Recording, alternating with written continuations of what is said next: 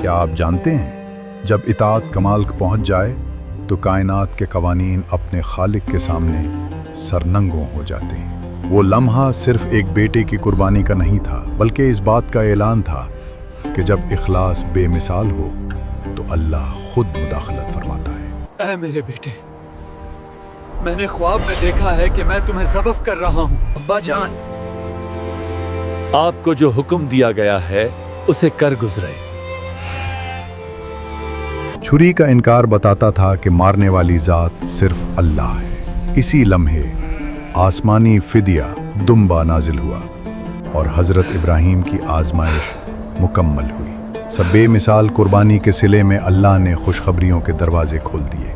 ابھی اسماعیل محفوظ کھڑے تھے کہ اللہ نے ابراہیم کو ایک اور بیٹے اسحاق کی بشارت عطا فرمائی۔ یہ اس بات کی دلیل تھی کہ ذبح دراصل اسماعیل ہی تھے۔ یہاں ایک حقیقت روز روشن کی طرح واضح ہوئی۔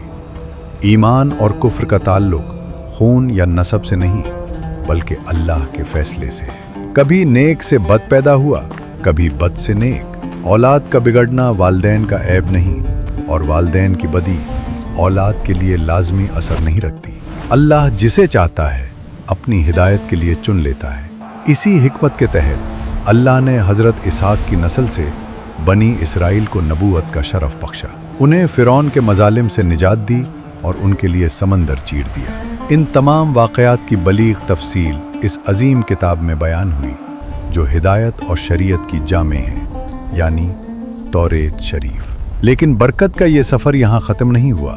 جہاں اسحاق کی نسل سے ہزاروں انبیاء آئے، وہیں اسماعیل کی قربانی اور ابراہیم کی دعا نے اس وقت تک چین نہیں پایا جب تک مکہ کی زمین سے وہ سورج طلوع نہیں ہوا جس نے پوری کائنات کو روشن کر دیا۔